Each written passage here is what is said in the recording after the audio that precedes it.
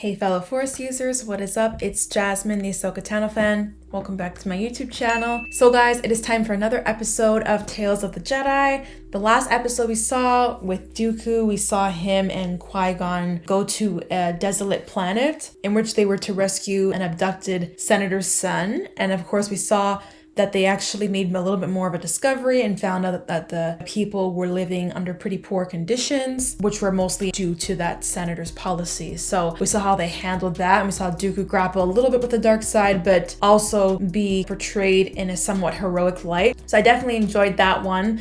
Looks like heading into the next one, we're gonna see Mace Windu and Dooku, and they're gonna be investigating, it looks like, the death of one of their own. So yeah, guys, let's just jump right to it. Let's force our way into the episode and check out what's in store for us. A similar opening shot as last episode. You've been studying that tablet for a long time. Mace! Are the answers you need over Master Katri's death in that file? No. Oh, Master Katri. My instincts tell me it is not that simple. And if Master Katri was killed, how did the senator escape? The council gave us our instructions.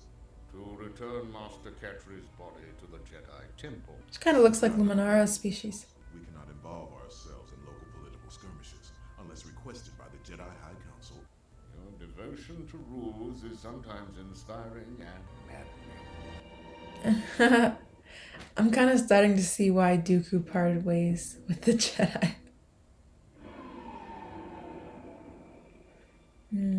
All the questions Dooku's asking, they should be asking. Welcome to Raxus Secundus. Oh, Raxus, Jedi okay. Master Windu, and this is Master Dooku. I will take you. He's got cuts on his face, eh? Is that a coincidence, or? I was contacted by these rebels. I decided to return to Raxus Why would you choose to go without Lies. a security detail? because I hope for peace. Being the Jedi that she was, she refused to let me out of her sight, and she paid for it with her life. He means that in more than one way. If you can show us where Master Katri's body is. Before you do that, Is there no body? I'd like to see where you and Katri went to meet this informer. I can show you where this tragic incident happened. We responded to the senator's distress signal. By the time we arrived, They all have cuts on their it was face. late to save Master Katri. Are you guys seeing that too, or is it just me? Like, that guy had has a cut in his nose. The other guy had a cut in his lip and a bruise in his face. We should take this information back to the council. Would you want Katri to leave without finding out what happened? I would want her to follow protocol. Yeah, Dooku's gonna take matters into his own hands. So Raxus, so this is where Padme and Ahsoka flew out to meet Lux and his mother. Definitely seems like a setup so far. Look at all the cuts on the tree. On the trees. Right? Where are those from? Are those like blaster marks or like from a creature clawing? Yeah, those are blaster holes, I think. There's where their senator. It happened so fast. I couldn't give you an exact number. Guilty. And before she could clear the area, they descended upon her. Descended. If Master Katri were fired upon here, why are there no blast marks on your ship? Judging from your description, someone fired from the direction of the ship. They fired on her Come to a surprise From- attack is rare, the ship. unless that attack is from someone one would trust. Oh, he wasted no time. I will have the truth. Dooku, stand. Oh. Looks like it's working. He's about to break. Killed her. Ooh! Oh! They just killed him like that, eh? Oh! Oh! Oh! So as they were saying, it's hard to launch a surprise attack. Senate puppets will see a reckoning. No! He asked for that one. So why did they kill her? Tell us your reason for killing Master Katri. We are part of a group who learned Larrick was using ascendancy to become rich. He was selling off our planet, all from his comfortable residence. If you killed Catry, why did you let the senator live? Yeah, exactly. We were going to force him to put forth our own agenda. Why didn't you take this to the proper authorities? Jedi are lapdogs of the Senate. Jedi claim peace, but mostly keep law and order for the rich and powerful. Dooku's thinking. Your ideology does have its points. I'm surprised to hear that from a Jedi. Dooku. I don't condone your methods, but you had every right to protect your planet. Make sure your people don't lose heart and evolve is the only way you will truly have victory. The Council will have questions. I believe they'll be happy to know that we solved Master Catry's murder. But will they be happy with your tactics? Do you think the Jedi will truly keep peace if they continue to take everything the Senate says as law? We are guided by our council and not by politics, nor ego. How's this meeting gonna go? Oh, this is the funeral. Who are those two Jedi? I don't believe we've seen them before. Master Catry was patient with younglings and Jedi who questioned them. Is that Kiadi Mundi there?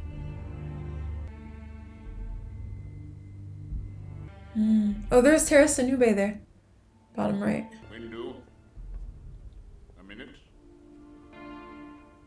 There he is again. You will be presented with Master Catry's council seats. I was as surprised as you are now. I stuck to the mission. You decided to interfere in a way that led to a senator's death.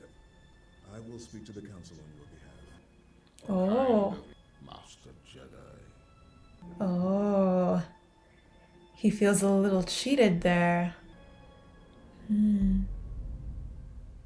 Huh.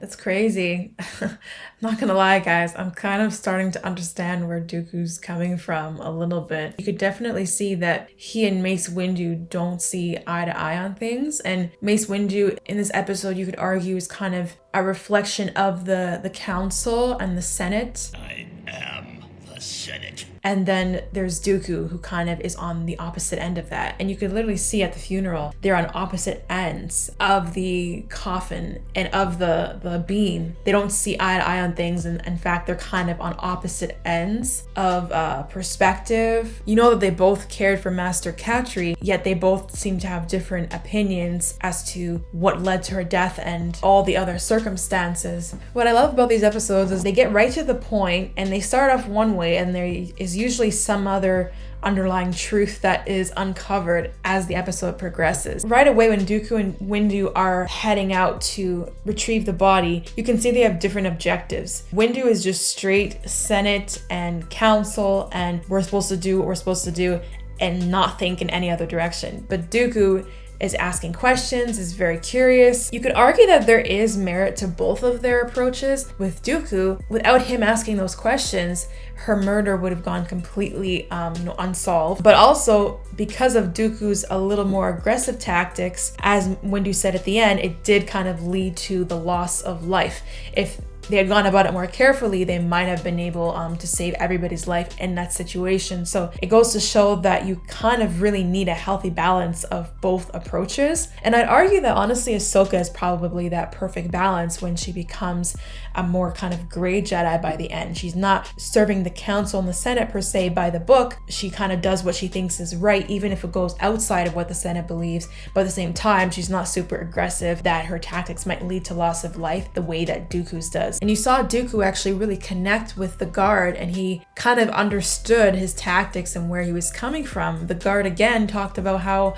the senator was planning on basically selling the planet, industrializing it at the expense of the people. And so that's kind of a common theme that we've seen even from the last Dooku episode, which is that these politicians kind of just want to stay in power and accumulate wealth, and they don't really care who they hurt. And you even see Dooku kind of challenge Mace at the end there, Mace Windu, and he said that, do you think that the Jedi are going to truly be able to keep peace if they keep basically accepting whatever the Senate says as law, or something to that effect he said. And that plays heavily into the Clone Wars arc where Ahsoka's on trial. Windu was not on her side at all. He was just completely going with what the council said, and they ended up being wrong about her, and it cost them. Dooku's 100% right with that, and even the guard does say that you guys claim to be peacekeepers, but really all you do is just protect the rich and powerful. How many people and how many towns, like the one we saw in the last Dooku episode, have been just neglected in this war and neglected by those that claim to protect them and have their best interests at heart? And you're kind of starting to see why Order 66 was allowed to happen and kind of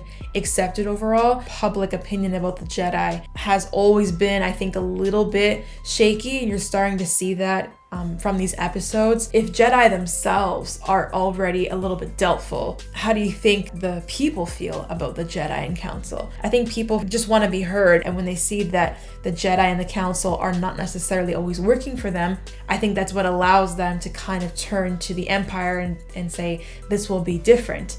But then of course you find out that it's not different and it actually ends up being worse. And then of course by the end, Dooku felt, I think, a little cheated by Windu there, because in Master Katri's death, he was granted her council seat and Dooku was not, despite both of them being on the mission. And I could definitely see how that'd be hurtful to Dooku, because it's literally because of him that her death was discovered to be a murder and not just an ambush. For Windu to kind of take all the credit and take the seat on the council and say, don't worry, like, I'll argue on your behalf. You know, that's a little bit deceitful, I'm not gonna lie. I don't blame him for feeling cheated and mistrustful towards the council. It kind of makes them look fake, for lack of a better word. You have a bunch of people that are sitting on the council that you kind of argue, did they really earn their seat in the first place? Dooku didn't get a seat on the council, turned to the dark side, and then Anakin also didn't get a seat on the council and he turned to the dark side. So there definitely seems to be a pattern there. Nonetheless, I really love the complexity of these episodes. They're really kind of giving you a lot to think about. Dooku, like, he's very intelligent and he's asking all the right questions, and I think that's maybe where the Jedi went wrong, perhaps. I think they were stuck in their ways and focused on looking at the Council and Senate as being the be-all, end-all and the only right way to do things. I think had they been a little bit more open-minded, you could argue that perhaps people like Dooku and Anakin would not have fallen to the dark side. They might have stayed with the Jedi. Overall, very interesting episode and definitely gave us a lot to think about. You guys let me know what you thought of the episode down below in the comments. Don't forget to leave a like and subscribe, and I will see you shortly for the next episode of Tales of the Jedi. Until next time, guys, take care. See you soon.